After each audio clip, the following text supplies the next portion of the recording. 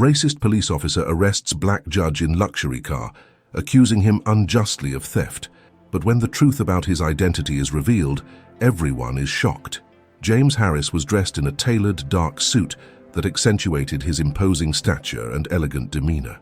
The gala in the Upper East Side had been a resounding success, an event where the voices of the city's elite intertwined with laughter and toasts. As he drove his luxury car through the illuminated streets, he felt at peace, reflecting on his achievements.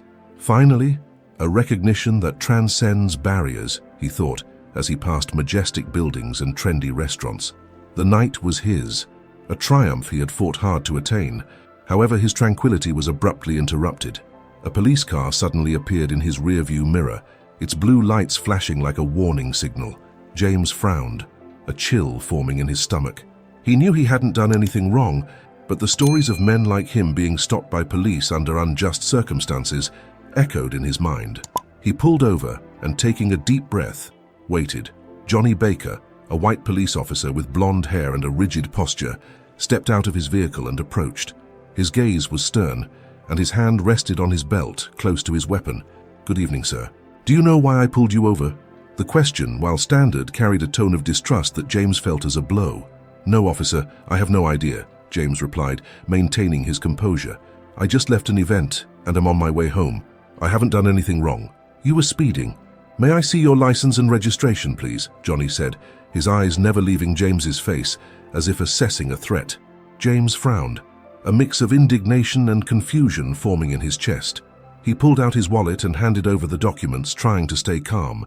As Johnny examined the information, James sensed the growing tension in the situation. "Look, officer, I don't know if you realize this, but I'm a judge. I'm in town to serve justice, not break the law." The mention of his position seemed to provoke something in Johnny, but instead of calming down, he became more aggressive. "Judge or not, I'm not here to argue. Wait a moment." Johnny stepped away, consulting his radio, while James watched the scene with a mix of disbelief and anger. Time seemed to stretch in his mind, every second turning into an eternity. When Johnny returned, his expression was one of determination. "Please exit the vehicle." James felt his heart race. "What? Why should I get out of my car? I haven't done anything." "You are being detained. Get out of the car now." The order was clear, but the injustice in Johnny's voice was palpable. James hesitated, shock and indignation taking over him. "You can't do this. I'm not a criminal." "Don't make me repeat myself, sir." The authority in Johnny's voice was cutting. Adrenaline coursing through him, James opened the car door. But before he could take a step, Johnny grabbed his arm, forcing him out. The situation quickly escalated into chaos. "You're hurting me," James protested, trying to break free. "Shut up," Johnny shouted, pushing James against the car, ignoring his attempts to explain. "You're in a crime scene." Humiliation turned into fury. James felt the pressure of Johnny's hand on his arm, frustration building like a storm inside him. "You can't treat people like this. This is racism. I'm a judge." His voice echoed into the night, but it seemed his words fell on deaf ears. Curious onlookers began to turn their attention to the scene, but Johnny didn't care. "Shut up, nutter. You're not above the law." The phrase cut through the atmosphere, and James felt his world crumbling. He was shoved into the police car, his astonished gaze reflecting the confusion and pain of a man who had always believed in justice but now found himself a victim of the very system he served. As the door of the police car slammed shut, James realized that the night, which should have been a celebration, had turned into a nightmare. He was trapped in a web of prejudice, a symbol of what was wrong in a system that was supposed to be fair. And deep down, one question echoed in his mind. How far did justice truly go? James sat in the cold, austere cell of the police station, humiliation burning in his chest like an unquenchable fire. The distant echo of laughter and conversations from the gala still lingered in his mind, contrasting brutally with the grim reality he now faced. He struggled to comprehend how his life, marked by achievements and respect, had transformed into a nightmare in a matter of minutes. The stunned look he held as he was placed in the police car was still fresh in his memory, like a frozen portrait of injustice. When the cell door finally opened, an officer approached him with a neutral expression that only routine could provide. "You're James Harris, right?" The tone was more a question than a statement, as if his identity could be contested. Before we continue with this gripping story, make sure to subscribe to the channel so you don't miss any stories. And let us know what city you're watching this video from in the comments. Yes, that's me, James replied, his voice laden with the dignity he struggled to uphold. I would like to speak with a lawyer. The officer merely nodded but made no move to fulfill his request. James felt a wave of frustration. He knew he had rights, but at that moment, it seemed they meant nothing. The officer walked away, leaving him again surrounded by the oppressive silence of the cell. Tension in the precinct heightened as news of the incident began to spread. Still in shock, James heard the growing murmur of voices outside. He stood up, leaning against the door and trying to listen to what was happening. The words that reached him were fragmented but charged with emotion. Unacceptable, scandal, and institutional racism echoed in the air. Finally, a lawyer arrived, and James felt a wave of relief wash over him. The man was a well-known civil rights advocate, and his presence brought a sense of hope. James, I'm here to help you. We'll get this sorted out, the lawyer said as he reviewed some documents. When James's identity was revealed, the shock on the faces of the officers present was almost palpable. The previously hostile atmosphere seemed to momentarily hesitate before the reality of who he was. That doesn't change what happened, one of the officers muttered dismissively. James didn't care. He was more concerned about how his dignity had been trampled. Soon, a press conference was called. James, still recovering from the incident, knew he needed to take a stand. He approached the microphone, his heart pounding in his chest. The cameras were rolling, and the glare of the lights left him momentarily blinded, but he focused. Today I am an example of what many face every day, he began, his voice steady. Institutional racism is deeply rooted in our system. I am a judge, and yet I was treated like a criminal. The reporters leaned forward, eager for his words. What do you hope will happen now? A journalist asked, her pen poised to capture every word. James took a deep breath. I hope this serves as a call to action. We need change, not just in policing practices, but in how society views race. We cannot remain silent in the face of injustice. A wave of applause erupted from the crowd present, but James knew the struggle was just beginning. He felt a mix of hope and sadness as he looked out at the crowd. What had happened to him was not an isolated incident. It was just the tip of the iceberg. As he stepped away from the microphone, a reporter shouted, "Do you have any comments about Johnny Baker, the officer who approached you?" James hesitated before responding.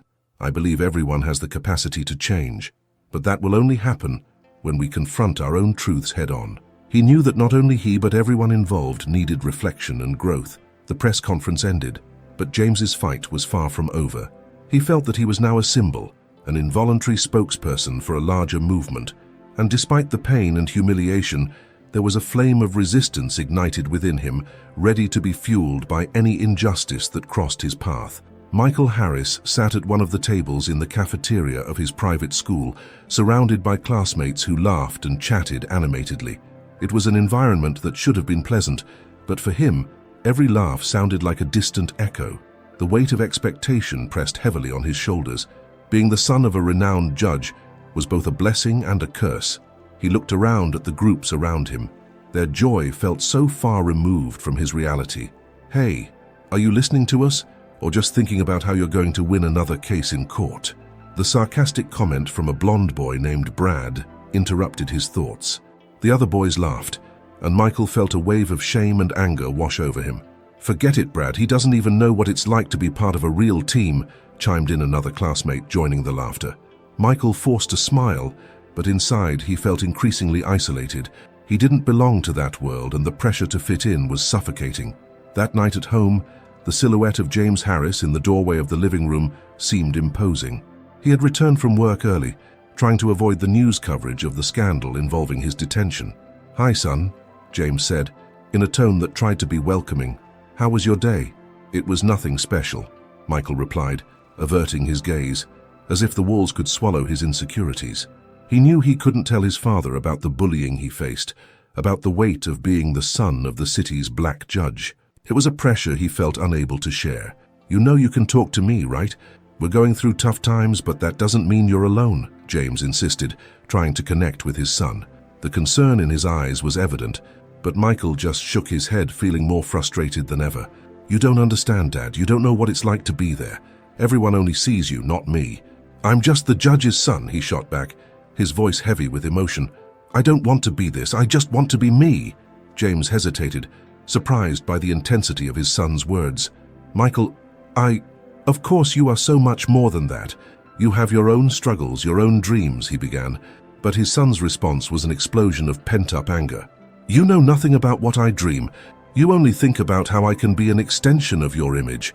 You don't understand what I go through every day at that school, Michael shouted, his frustration now evident. He abruptly stood up and left the room, leaving James paralyzed, the pain of his son's words echoing in his mind. The following weeks were an emotional roller coaster for Michael. He felt more lost than ever. At school, the pressure to fit in led him to join a new group of friends. They were popular and uninhibited, but they carried an air of disdain for those they deemed different. Michael found himself laughing at jokes he didn't find funny just to be accepted. He was drifting away from who he truly was.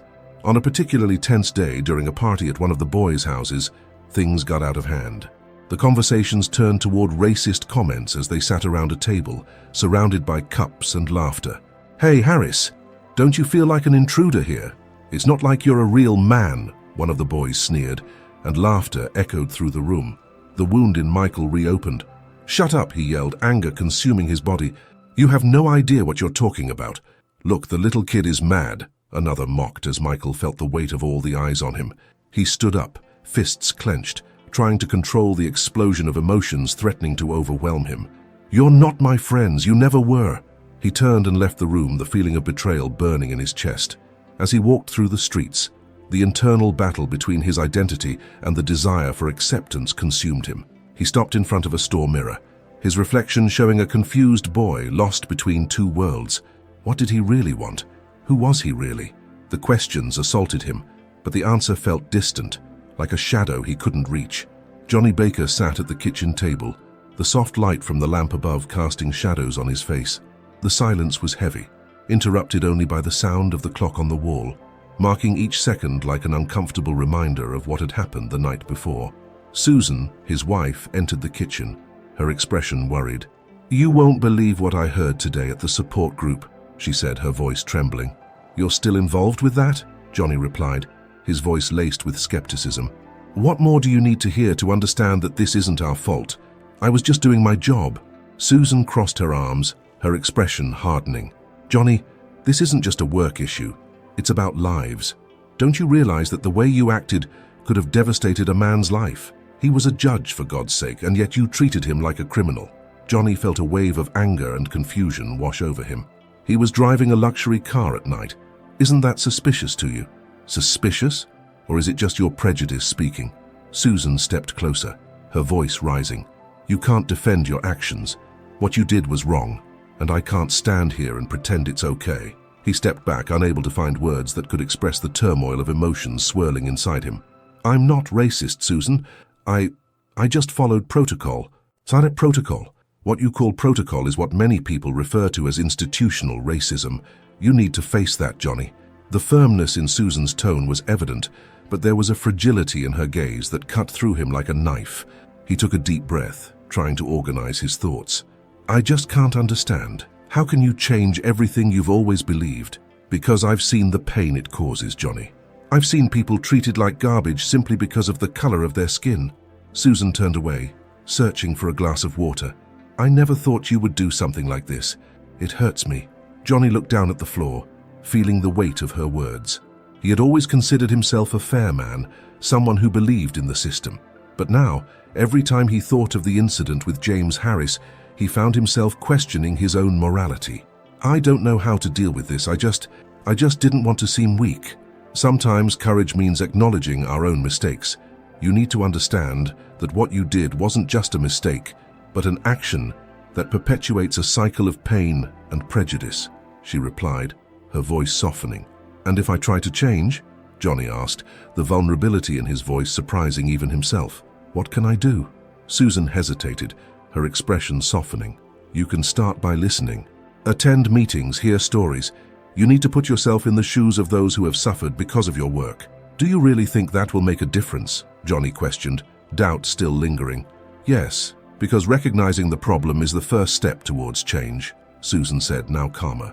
"You can be an agent of change, but first you need to confront your own beliefs." He rubbed his face with his hands, feeling exhausted. "I just don't know if I can. It's all so confusing." It's confusing for everyone, Johnny, but you have to try. What you did was unacceptable, but you can still redeem yourself, she encouraged, moving closer and placing her hand on his arm. You're not alone in this. In that moment, Johnny realized he needed her help. He couldn't face this battle alone. So, will you help me understand? To change? Of course, but it will require courage and vulnerability on your part. And I'll be by your side, Susan said, looking into his eyes with sincerity. Johnny nodded slowly, feeling that for the first time he was willing to listen and learn. The journey would be long and difficult, but the idea of change began to sprout within him, a seed of hope amid the chaos. James Harris was getting used to the idea of being an involuntary spokesperson for a movement he never wanted to lead. The weight of responsibility was palpable, but he could not ignore the urgency of the moment. The institutional racism he had faced was not just a personal issue, it was a problem affecting millions. As he prepared for yet another interview, he looked out the office window, observing the city that had both embraced and rejected him. In the press room, the buzz of voices intensified as James entered. He positioned himself behind the microphone, feeling the pressure of curious and critical gazes. A reporter raised his hand and James nodded, allowing him to speak. Judge Harris, how do you feel being treated like a criminal, even with your status and accomplishments? Do you think your experience is an exception or represents a broader pattern in society? James took a deep breath, aware of the gravity of the question. It's hard not to feel dehumanized when you are approached this way. What happened to me is not an exception, but a rule. This happens to people who don't have the privilege of a title or money. The reality of institutional racism is that it doesn't choose its victims based on accomplishments, but on skin color. The questions continued, and James used each answer to highlight the need for change. We need a system that doesn't just apologize, but also takes action. It's time to hold accountable those who perpetuate these acts. We can no longer accept the norm that this is just part of the job. The press conference turned into a heated debate, with voices rising and differing opinions being voiced. When a reporter from a conservative channel questioned whether James was exaggerating, he responded firmly, "I'm not exaggerating, I'm talking about lives, about the dignity that was taken from me and many others. If you don't see that, then it's time for you to open your eyes." The press room became increasingly electric, and James realized people were starting to listen, not just to his words, but to the pain and urgency behind them. As the conference concluded, he left the room feeling a mix of relief and anxiety. The struggle was just beginning. Meanwhile, on the streets, the wave of protests began to gain momentum. Signs with messages of support for James and against racism spread throughout the city. He watched it all unfold on television as his wife Linda entered the room. "Look at this, James. People are really coming together. This is bigger than we thought," she said, her expression filled with hope and pride. "Yes, but it's also scary. This fight is just beginning." "I don't want this to be a passing wave," James replied, thoughtful. "You're making a difference. People are listening to you. This isn't something that can be ignored now," Linda insisted, touching his arm. James looked at the screen, where protesters were marching, raising their voices against injustice. He knew that his personal fight was essential, but it wasn't enough. He needed to be part of a bigger movement, one that included not just his voice, but the voices of all those who had been silenced.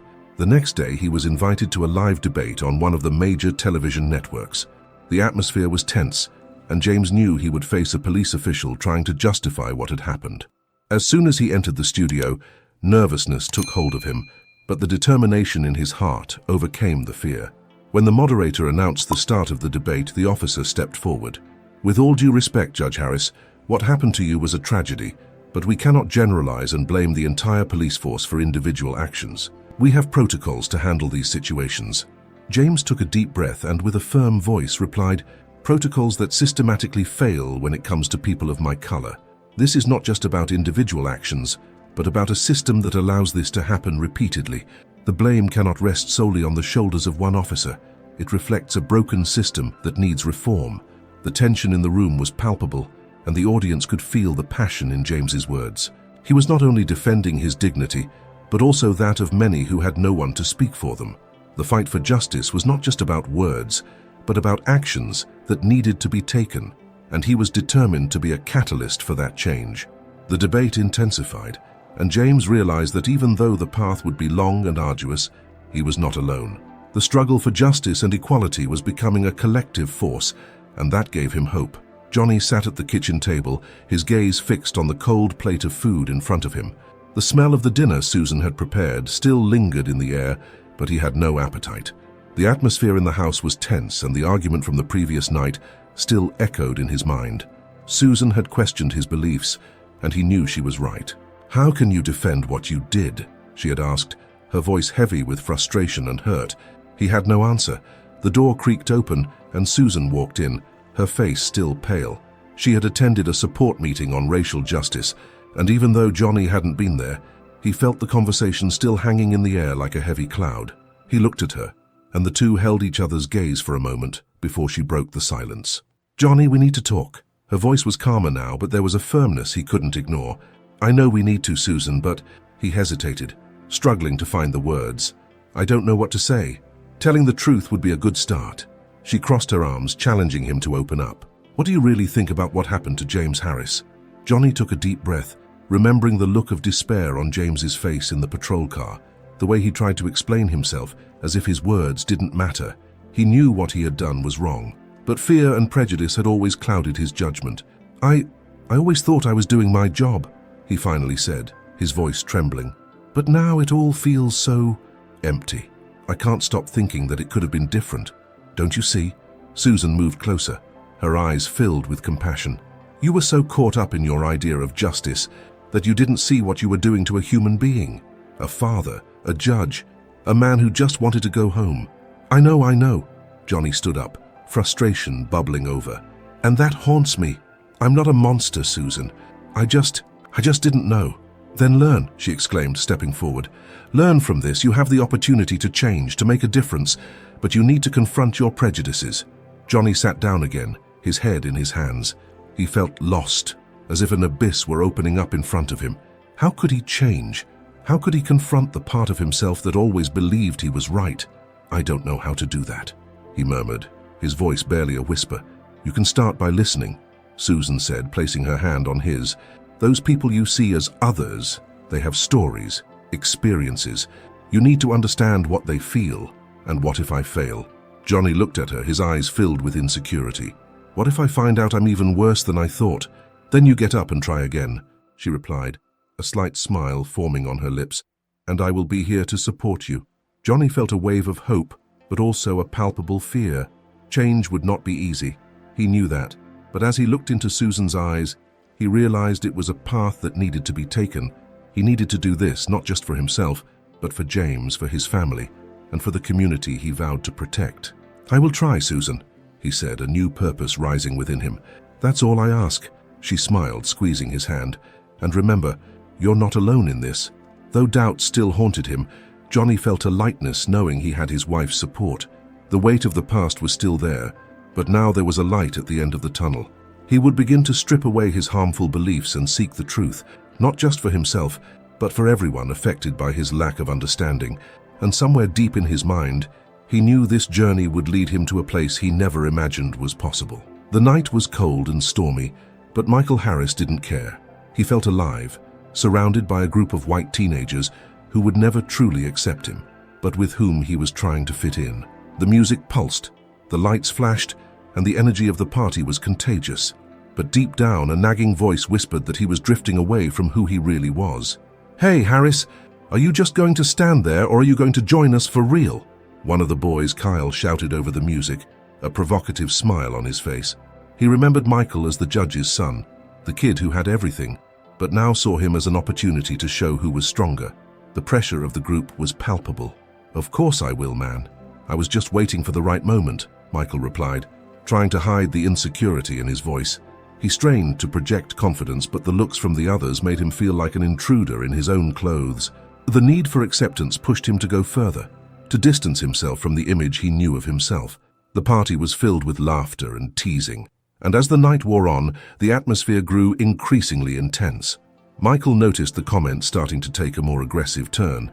The boys laughed and made jokes about everything, but at one point, the conversation turned to race. "You're not like the other guys, Harris. You're just a cool dude, right?" Kyle said with an air of superiority. "Yeah, sure, it's just me." Michael tried to laugh, but the tension in his stomach grew. He was surrounded by a culture that wasn't his own, and no matter how hard he tried to fit in, the truth was that he felt increasingly out of place. "Let's see if you're as cool as you say," another boy, Jake, said, already holding a cup in his hand. The pressure mounted and the need to prove his worth consumed him. Michael knew that what was about to happen wasn't right, but the desire to belong was stronger. The music abruptly stopped. "Hey, how about a competition?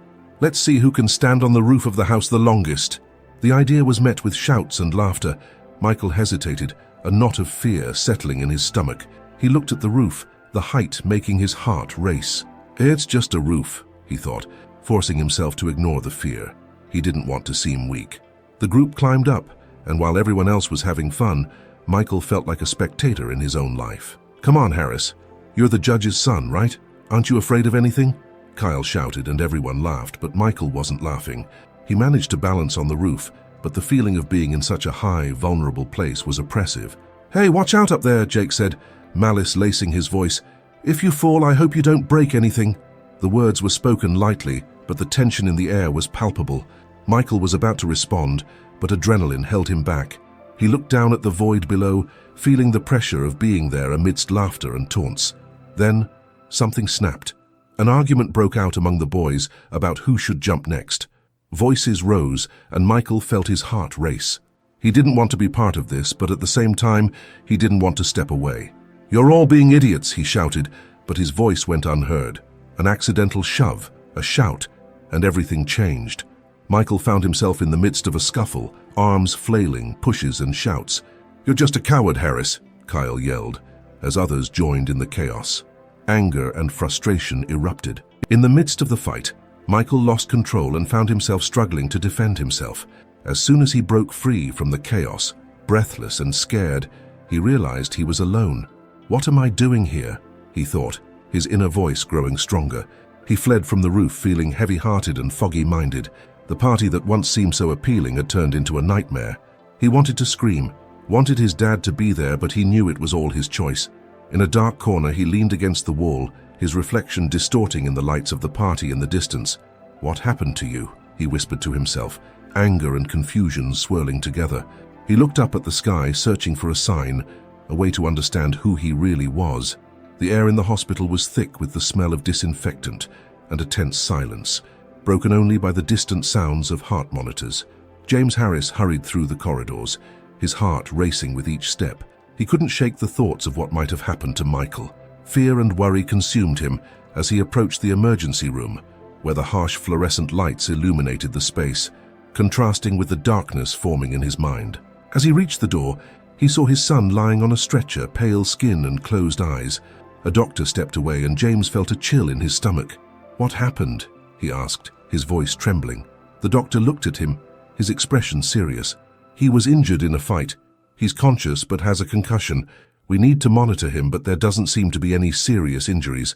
James breathed a sigh of relief, but the tension in his body didn't dissipate. He entered the room, finding Michael awake, his expression confused and weary. "Dad?" Michael whispered, the look of pain mixed with a hint of irritation. "I'm here, son," James replied, pulling a chair to sit beside the stretcher. "What happened? Why were you at that party?" Michael turned his gaze to the ceiling, avoiding eye contact. "It was just a party. I thought I could fit in." "Say fit in," James interrupted, frustration beginning to seep into his voice. "You got hurt, Michael. What were you thinking? You don't need to fit into anything that isn't truly you." "It's easy for you to say that," Michael yelled, his voice echoing in the room, drawing the attention of nurses. "You don't understand. You're a judge. You have everything.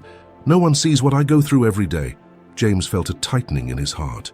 He knew it was true, but he couldn't grasp the depth of the pain his son felt. "I may not understand completely," he began, trying to keep his composure, "but I worry about you. I just want you to be safe." "Safe? The only thing I want is to be myself and not live in the shadow of who you are," Michael shot back, his voice heavy with anger and hurt.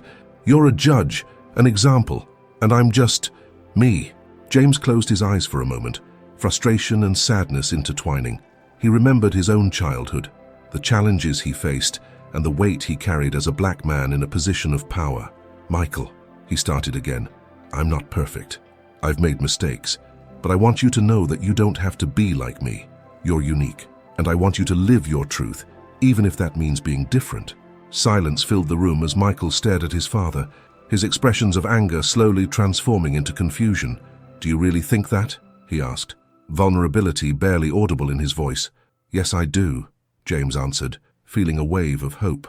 "You can be whoever you want. I just want you to feel free to be yourself, even if that means not fitting into the image people have of us." Tears began to slide down Michael's face, and he looked away, feeling the weight of his own reality. "I just don't want to disappoint you." "Son, you can never disappoint me by being who you are," James said, his voice gentle. "I'm here for you no matter what happens. I will always be by your side." Michael finally looked at his father, his eyes filled with pain and confusion. "What if I don't know who I am yet?" "Then we'll figure it out together," James replied, a warm smile forming on his lips. "You don't have to do this alone." The atmosphere felt less heavy now. There was a growing understanding between them, a bond that, despite the difficulties, was beginning to strengthen. James knew that the battle against prejudice and the struggle for his son's identity were far from over, but in that moment, he felt they were taking a step in the right direction. The sun was beginning to set, painting the sky in shades of orange and purple as the crowd gathered in the park for the protest. Signs with slogans calling for order and racial justice fluttered in the wind, and the faces of the people reflected a mix of determination and hope. James Harris stood there, feeling the weight of the moment. Around him, voices cried out for change, and he knew that his presence meant more than just being a judge. His personal struggle was now intertwined with the fight of many others. On the other side of the park, Johnny Baker hesitated. He watched the crowd with a knot in his stomach, the disapproval and distrust evident in many of their eyes. It was a hostile environment for him, and the pain he had caused James and the community weighed heavily on his conscience. He had decided he needed to show up, but fear paralyzed him. What could he say that would truly matter? What could he do to fix what he had broken? When he finally decided to walk toward the makeshift stage, the murmurs of the crowd intensified. Some whispered among themselves, while others pointed with expressions of contempt. James felt a chill run down his spine at the sight of Johnny approaching. The officer looked visibly nervous but determined. James's gaze met Johnny's, and an almost palpable silence fell over them. The judge was uncertain of what to expect, but his racing heart told him this was an opportunity, albeit a bitter one, to confront the man who had changed his life in an instant. Johnny stepped onto the stage, and the crowd split between shouts of disapproval and a few hesitant applause. He took a deep breath, trying to muster courage. "I'm Johnny Baker, and I'm a police officer." His voice trembled, but he continued. "Today, I'm here to apologize. Not just for acting in a racist manner, but for believing I was above any criticism.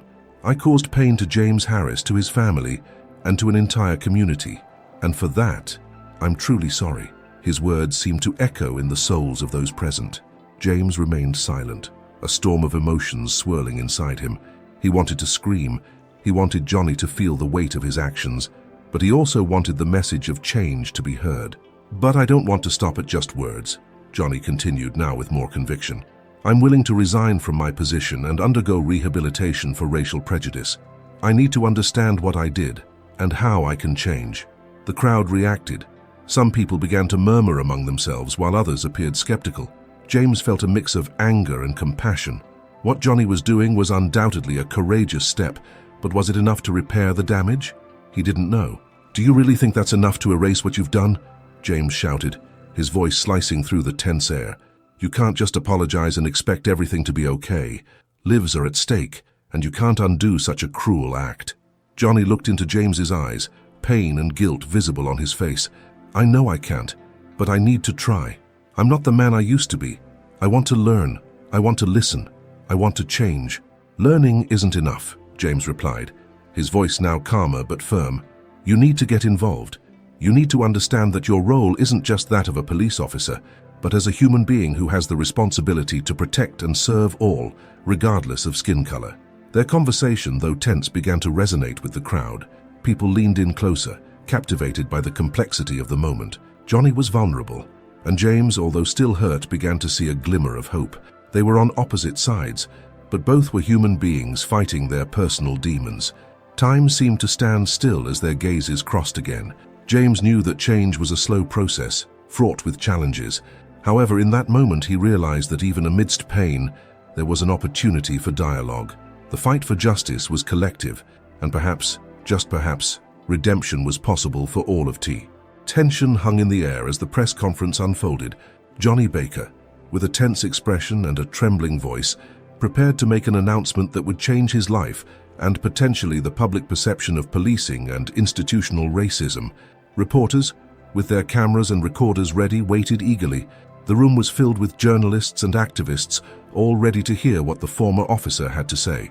"Good afternoon, everyone," Johnny began, his hesitant voice reverberating. "Today I'm here not just as a police officer, but as a human being who gravely erred, who allowed prejudice to guide my actions at a crucial moment." He took a deep breath, trying to piece together the fragments of courage that remained. "On the day I confronted Judge James Harris, I didn't see an upright man but a stereotype. I made a mistake, and not only that, I perpetuated a system that hurts and marginalizes." The crowd murmured. Some reporters exchanged incredulous glances. "I'm here to apologize, not just to Judge Harris, but to everyone who has been harmed by actions like mine. I am willing to resign from my position and undergo a rehabilitation program on racial prejudice. It's time to face the truth and learn from it," Johnny continued, his voice now more steady, though still filled with vulnerability. Across the room, James Harris watched, his heart heavy with conflicting emotions. He couldn't deny the pain he felt when he was approached so violently, but now, seeing Johnny expose his fragility, a new sadness enveloped him. He thought of his own son, Michael, and the issues of identity at play. The idea that justice could be accessible, even for someone who had made such a grave error, began to take root in his mind.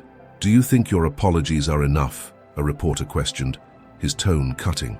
"How can you guarantee this won't happen again?" "I can't guarantee anything," Johnny replied, his expression grave, "but I'm willing to learn, to listen, and most importantly, to change. I'm here to hear the voices I've ignored for so long." He looked directly at James, who remained silent, his gaze fixed on the floor. The press conference continued, but James's eyes were locked on Johnny. He felt torn. On one hand, he wanted the former officer to pay for his actions, but on the other, he recognized the importance of redemption and learning. As a judge, he had spent his life seeking justice, but now he found himself facing an opportunity to offer compassion. Meanwhile, Susan, Johnny's wife, was among the attendees. She felt proud, yet also anxious. As she heard her husband's words, a wave of emotions washed over her. "You did the right thing, Johnny," she murmured to herself, as tears streamed down her cheeks. She recalled all the conversations they had, the doubts that had arisen in their marriage, and the need for change that they both faced. After the press conference, James finally found the courage to approach Johnny in a corner of the auditorium. The atmosphere was tense, but the sincerity in the air was palpable.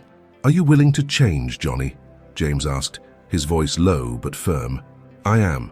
I know I can't erase what I've done, but I want to take responsibility.